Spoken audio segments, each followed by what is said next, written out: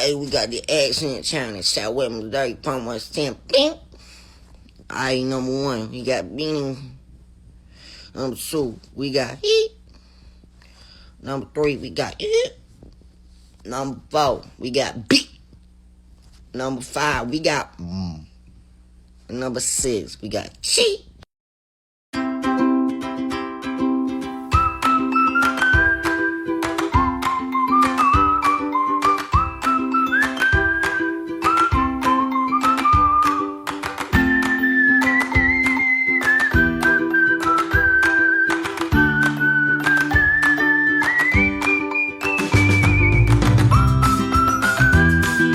How to use a pencil like the old masters. First, sharpen a 2.5-inch lead to a tapered point. Then, hold the pencil to the side and use the very tip of the lead to get into the grooves of the paper.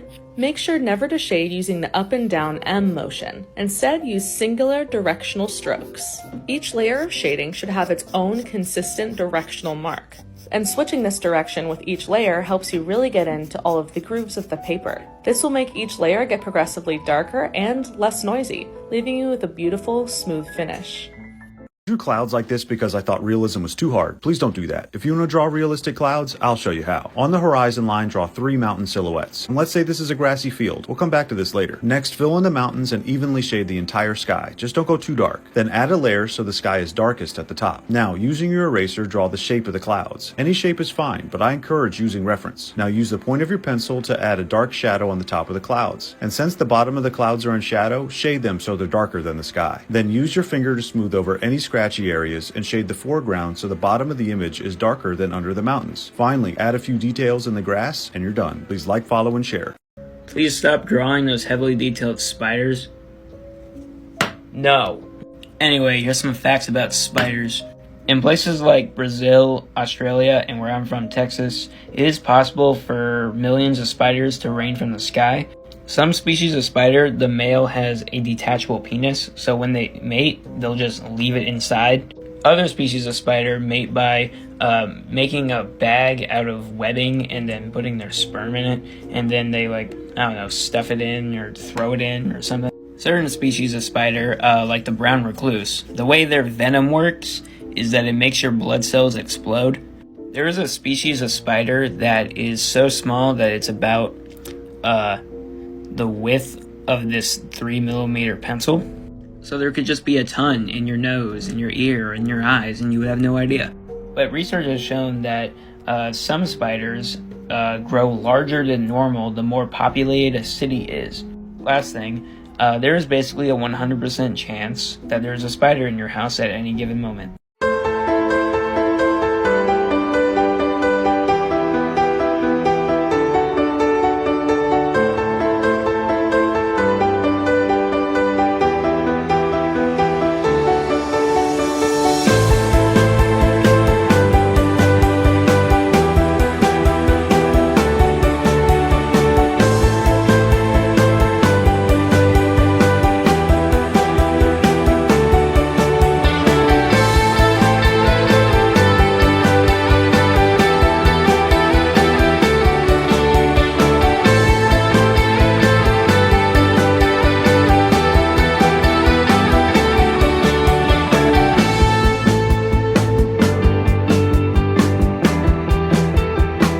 How to draw a monkey.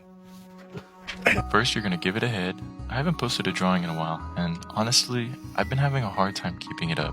It can be long and hard, and sometimes even just the performance anxiety makes it difficult to keep up. Even when I was able to get past the longness and hardness of it, sometimes I just wasn't able to finish, which made me feel much worse. The motivation was tough to find, and I often had to force it deep inside myself. I kept pushing until I finished. Another thing that helped me feel a bit better was appreciating the small things, like my cockroach drawing, or even all 4,000 of you who are following me, which is still crazy to me. It's been really cool, and I appreciate y'all. Sometimes you really gotta dig deep inside yourself to stay disciplined. And if that seems too difficult, well, Mr. Monkey can help by going deep inside you with his giant dick. Excuse me, ma'am. You got money falling out of your bag. God damn it. I'd better go back and see if I can find it all. Thanks, officer. Hey, not so fast. Where did the money come from? You rob a bank? No, my backyard borders on the parking lot of the football stadium. Each time there's a game, fans come and pee in the bushes all over my flower beds. So I hide behind the bushes with my hedge clippers, and each time someone sticks their pecker through the bushes, I say, $20, dude, or off it comes.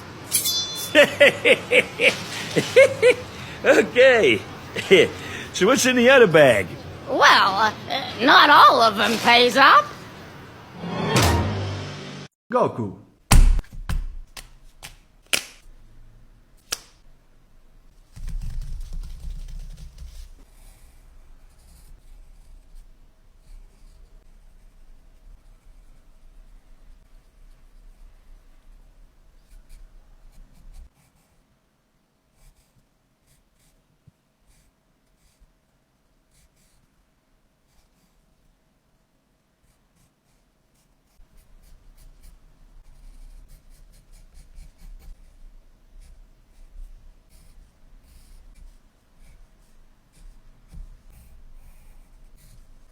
Woohoo! Goku!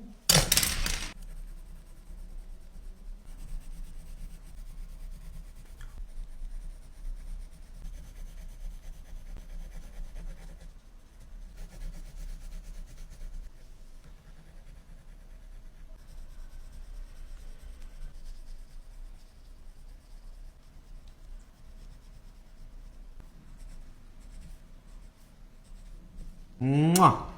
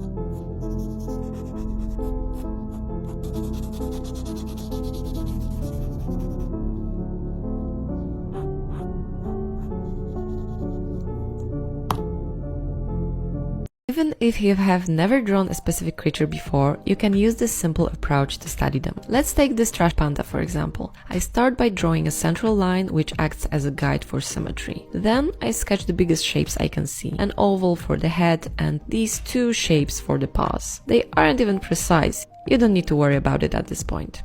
Then I add middle-sized shapes like the one for the mouth, two triangles for the ears and small circles for the eyes. Once I'm satisfied with the overall position of these shapes, I begin adding more details. I divide the paw shapes into individual fingers, pay attention to distances and proportions, and make adjustments if needed. Using a quite hard HB pencil and using it lightly allows me to correct any mistakes or messy lines as I go. Starting with the darkest values, I gradually add shading, working my way through mid-tones. For the finest details, I switch to a softer pencil. A mechanical pencil with 2B lead comes in handy for fine lines, hatching, or tiny details. I often use a blending stump. This is especially useful when capturing the fluffiness of an animal or when it's very smooth and fabulous. And for pinpoint erasing, like for white whiskers, this elastomer eraser provides the clean finish I'm looking for.